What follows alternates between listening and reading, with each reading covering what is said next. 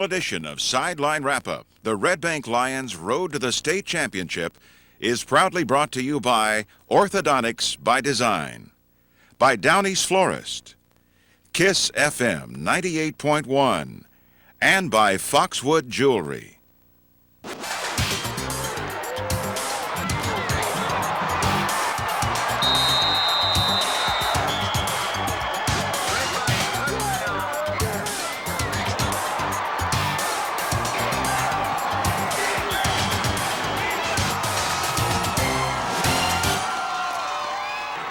If you've never been a member of an undefeated state championship team, I doubt that you can really relate to how the Red Bank Lions are feeling these days. They capped off a 15-0 season by winning their first ever state championship on December 2nd. It's good to be the king, as they say. I'm Darrell Patterson, and in the next half hour in this special edition of Sideline Wrap-Up, we'll follow the Lions on their road to the state championship. Now, Dave Staley and Kevin Billingsley and Vince Lennon will be our guides on this journey. Dave, you were at Finley Stadium for that season opener versus Brentwood Academy. Yes. I got to ask you, at that point, did the Lions look like state champions? Well, it's really hard to say. Of course, it's a tough situation to call so early in the season. You never really know the situation. But for those of us at Finley Stadium on the sidelines that night, the Lions opener, you could see this team had a great opportunity to be very, very good. Head coach Tom Weathers would say later that he thought the first game against Brentwood Academy would set the tone for the entire season. In fact, Red Bank's first 4 games of the year were truly impressive wins. The Lions won only 5 games in 1999, but they hit the ground running this season, mauling Brentwood Academy 34-7 in the season opener. Then it was a 48-0 victory over Cumberland County, followed by a 45-7 win over a very good Hickson team. That's 127-14 in 3 games. It was enough to turn a few heads. Those which hadn't been turned by then were turned in game number 4, when the Lions played at Bradley Central. The Bears had outscored their first 3 opponents 168-33, but Coach Bill Price's team was coming off a loss to Baylor. This game was tied at 14-all when Lions head coach Tom Weathers was ejected for arguing a call. That lit a fire under the Lions, particularly junior running back Gerald Riggs, who scored 3 unanswered touchdowns. 5 TDs on the night for the soon-to-be-named Mr. Football Award winner. Call it a 35-14 Red Bank victory. You know, when Coach Weathers got thrown out the game, we were upset about it. We thought that we kind of got messed over a little bit, but, that's part of the game. What we wanted to do was come out and play our hardest for Coach Weathers and win this game. We came here for a reason, that was to beat Bradley. And we stepped it up. Our team came to we did it. Fred Holder, and of course, you have to give credit to the entire team. So many times, Gerald Riggs gave credit to all of his teammates, but let's face it, Riggs was the glue that held that team together from start to finish.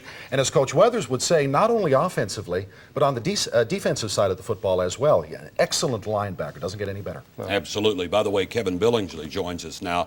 Kevin, many times after a team gets off to the start like Red Bank has, they'll hit a little bump in the road, and sometimes that bump will destroy what could be a great season. For the Lions this year, that was not a bump in the road. No, it never happened. We talked about the St. Louis Rams in the NFL going unbeaten, and now they've hit a bump in the road, but Red Bank never had a bump in the road in their season, and Tom Weathers was certainly fortunate that didn't happen. The team was just so talented. It wasn't going to happen. There was no way. It was not a bump in the road for the Lions. They were 4-0, which, remember, was just 1 win shy of their total number of wins in the 99 season. But as big as that win over Bradley really was, the Lions were coming up on the toughest part of their season. The Lions followed up that win over the Bears by beating Ray County, then Soddy Daisy, then going to Johnson City, where Cole Goins scored 4 touchdowns, Riggs 3, and a 54-13 win over Science Hill. The next week, it was back home to host Ooltewah in a game that could nail down the Region 3 5A title for the Lions. The much-anticipated matchup of Riggs and Owls running back Patrick Flanagan never materialized. Flanagan gained just 58 yards.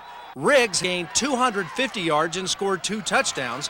He also racked up 99 yards and scored a touchdown on 2 pass receptions as the Lions won the region title with a 49-7 victory. A non-region win over Cleveland, then a regular season-ending 34-13 victory at McMinn County sent the Lions into the playoffs with their first perfect season in 10 years. You know, a lot of teams have finished 10-0, and we've been around here a long time. We've seen a lot of teams go perfect regular season, but once they get to the playoffs, oops, that's when the bump happens. Well, it was. We've talked about this before, and we look back to last year when South Pittsburgh won the state championship. The Bucks get on a roll, and they keep going and going and going. We've been used to South Pittsburgh, and we've been used to Marion County and those teams winning the state championship. But Chattanooga, remember, has never had a Class 5A team ever win the state championship. Red Bank got there in '78 as Class 3A, but then lost in the finals to Gallatin at home. The big question at that point was, can they do it in the playoffs? And the key for this team as well, intangibles and chemistry. Everybody talked about it from start to finish. They would take the positive intangibles and obviously do good things with them, and the couple of negative intangibles, somehow they turned them around, ironically, and made them into positives, as we'll talk about shortly. And any team that wins the state championship that goes 15-0 has to be good, and they have to be lucky, and they have to avoid injuries. Of course, Michael McGloy, injured, came back, and gave that team a real spark, and he's kind of an unsung hero on that team. Now, with a regular season behind them, the Red Bank Lions knew they had to reach a destination that only one other Lions team had made. It's making it through the playoffs and playing for the state championship. A look at the season ahead, the playoff season, next on this special edition of Sideline Wrap-Up.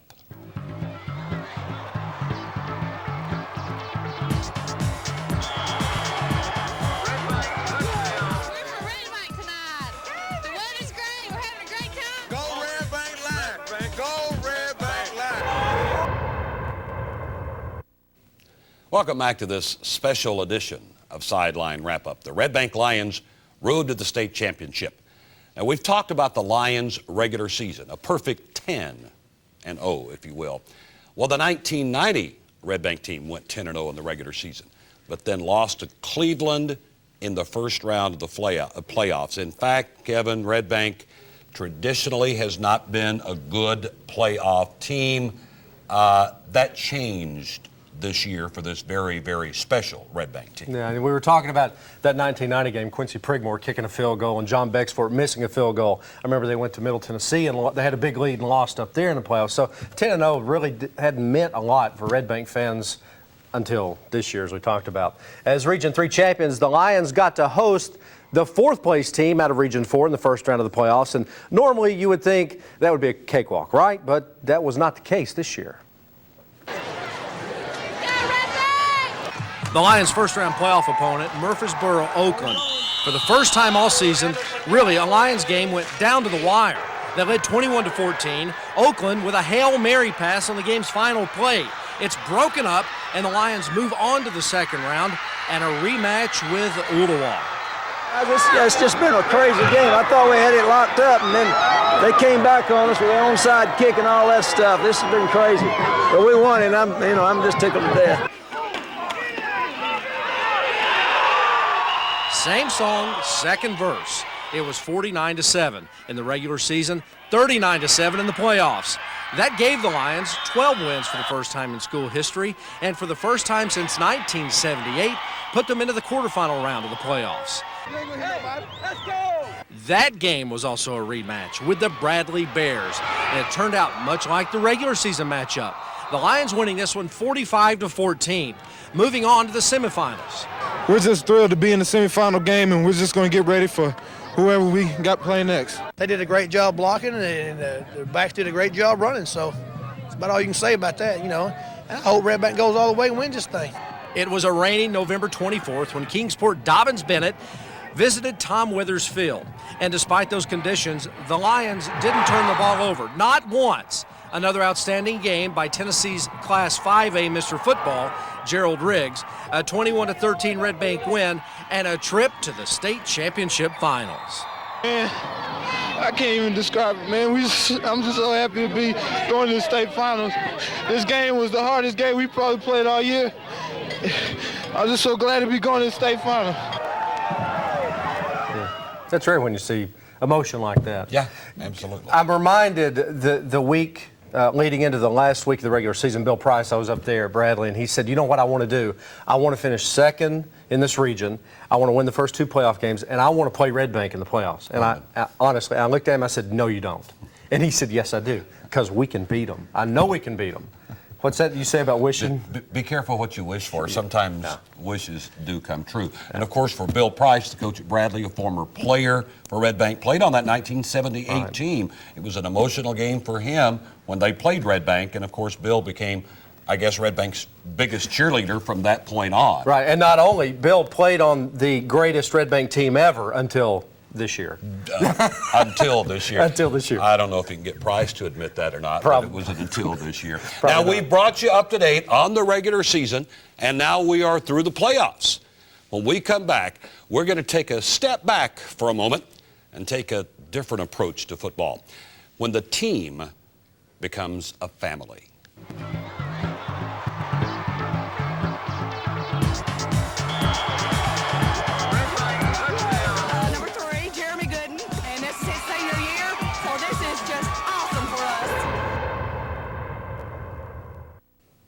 Welcome back to this very special edition of Sideline Wrap-Up, Red Bank High School's Road to the State Championship. You know, every team sets goals. Otherwise, you don't have anything to shoot for, nothing to aim at. Red Bank's goal this season, as always, was to win a state championship. And this year, they had some extra incentive. Vince Lennon joins us now. And Vince, that extra incentive, I guess in the case of Red Bank, you could use the example it was turning a negative into a positive. Precisely, the negative coming the week before the season started when Coach Weathers' wife, Linda, passed away after a 4-year battle with cancer. And Linda Weathers was probably the Lions' biggest fan, and as most coaches' wives are, a second mother to the players. And just before she passed away, Linda sent a note to the team telling them how special they were and encouraging them to go win that state championship. Linda Weathers and the note became the Lions' inspiration. From the beginning of the season, the team came together. Brentwood Academy, ranked second in the state, was their first opponent, and the night in which this team became family. Linda Weathers had died. We was about to cry because he gave us a long speech, and we thought there it was over, and it was going to be the last time he coached us. And then he said, "Let's get together," because he want to win, and it just put fire in our eyes, and it was just everybody was ready and knew what we had to do. That was do something no other team in his 28 years of coaching had been able to give Tom Weathers, a state championship.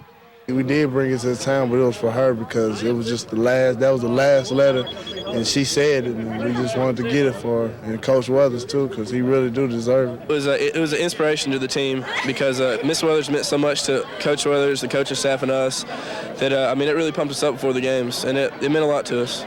Not only did the team read the letter before each game, they memorialized her on their helmets. For this man, who was a second father to many young men, these players felt they had to win it all in Linda's memory and for Tom's future. You know, she meant so much to him, and you know, she was one of the other things that made him happy. But other than football, it was first his wife Linda, then it was football. And you know, now that she has passed and he doesn't have her anymore, all he has really now is football. And we felt like if we could just give him something to smile about, then that would be the best thing for him.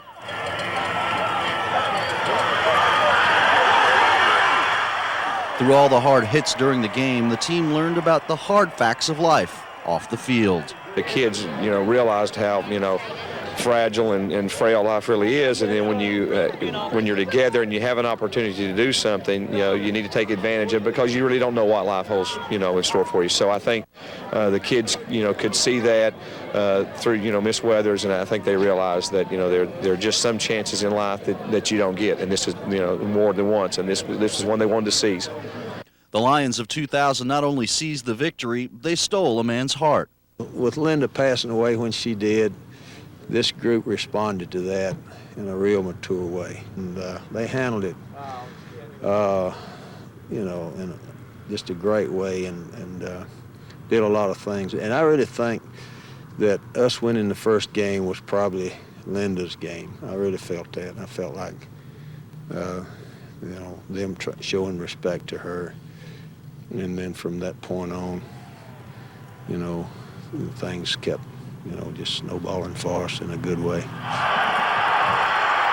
Linda Weathers' note hung on the bulletin board in the Lions locker room. They took it down and carried it with them for every road game. And before each game, the players would gather around and one of them would read the note. Once again, here it goes. Dear football team, it begins. What a very special team you are. I hope so many good things about you, and I know the football team of 2000 is going to be Red Bank's finest ever. You are so very thoughtful to send me the beautiful flowers and delicious candy. Your kindness means so much to me and Coach Weathers. Thank you, Linda Weathers. P.S. Go for the state. Very, very special lady and a very special family. Thanks, Vince. You know, I don't know if Linda Weathers' note will have a special place alongside that state championship trophy, but I know it'll always have a special place in the hearts of the young men who won that trophy. If you didn't know before, now you understand the significance of this special season for the Red Bank Lions. When this special edition of Sideline Wrap-Up returns, we'll cap it off with the state championship game, which we called the Snow Bowl.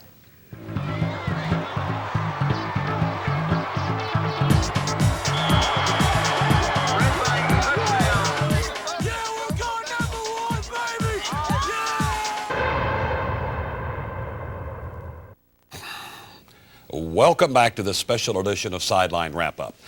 After a season of emotional ups and downs, after a record-setting season in so many ways, the Red Bank Lions now turn their attention to the Class 5A state championship game in Murfreesboro. Riverdale's Warriors would be the opponent. Dave, a key thing here, Murfreesboro, Riverdale. This year, it's not the Clinic Bowl, it's the Blue Cross Bowl. That's right. And this year, it's not at Vanderbilt, it's at Middle Tennessee State University, which just happens to be where Riverdale plays their home games. You know, when you think about it, the task is really a tough one. It's easier said than done. I mean, Riverdale, always a power in Class 5A, would come into the ballgame sporting a 13-1 record, not shabby at all. In the eyes of many, they were the favorites, the Warriors, to win it all. But once again, Red Bank showed everybody why a champion's heart should never be questioned.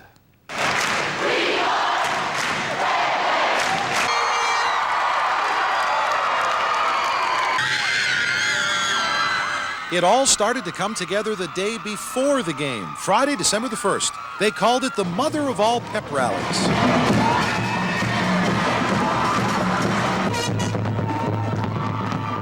The entire student body gathering in the Lions gymnasium, cheering on the players and the coaches.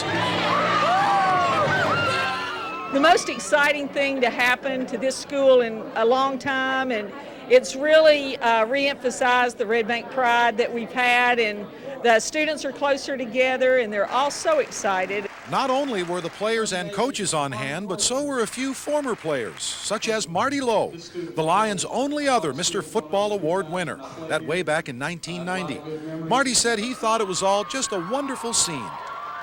It pays to, to be 14-0 and to put the time in that they put in, and if they can just get one more, it's going to be huge for this, not just this school, but this community. And just like that, it was Saturday night and time to play football. What made it all the more memorable was the snow. You couldn't ask for a better setting, the snow and it being the state championship and, having the season we've had, it's one of the greatest things you could ask for, and it's one of those moments you can cherish for the rest of your life. Riverdale lit up the scoreboard first. Ralph King keeping his feet and rumbling 47 yards for the first quarter touchdown. Little did we know that would be the Warriors' only score of the evening. Meanwhile, both teams were trying to beat each other and the weather. The mini sweeper was as much a part of the ball game as anything. And keeping one's traction and staying upright was a whole lot easier said than done. The Lions could only muster one touchdown in that first half. Gerald Riggs rushing 29 yards in the second quarter, but the conversion was no good, and the Warriors led by 1 at the half.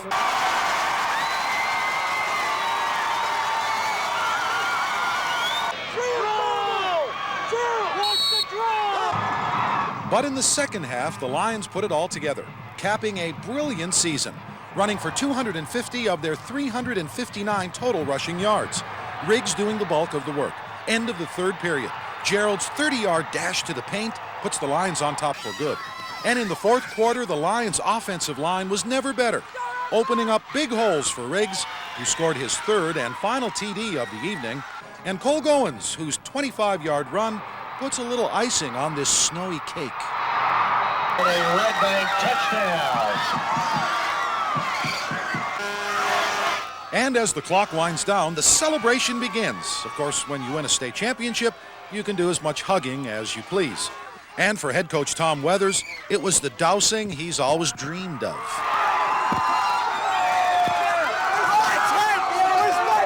By way of the 27-7 victory, the Lions would then accept their championship trophy, ending a perfect 15-0 season, the best season in Red Bank history.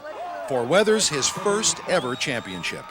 Well, that's something you dream about, but then, you just go out and play, and things turn out good. You do the best you can. There's not too many people that could bounce back from a year like that and come back and go undefeated and win and run the table and win the state championship. Not many people can do it. We are one of those few people, and we're just so proud that we were able to do it. What do you think turned this game around? You really took over in the second half. Yeah, the snow kind of started lightening up, and we started getting our footing better, and we just took off. And then 3 days later, on a chilly but snowless Tuesday night, the Lions gathered once again here at Red Bank Stadium to do a little more celebrating. Hundreds of fans coming together one more time to congratulate this team. The championship trophies were put on display, and Red Bank pride was flowing. Once again, everybody talked about what a special team this is. They're just unselfish. I mean, nobody felt like they had to be the team. Everybody, wanted to do their part. The support we have and the teamwork, it wasn't just the coaching, it was just what we did. Everything they said, we just had to do it. Everybody knew their job and everybody done it. And they were a quiet bunch. They didn't, they have a lot of rah-rah in it, but they had fun. They enjoyed it, they enjoyed the game, enjoyed practice. Most guys don't like to practice, but they just had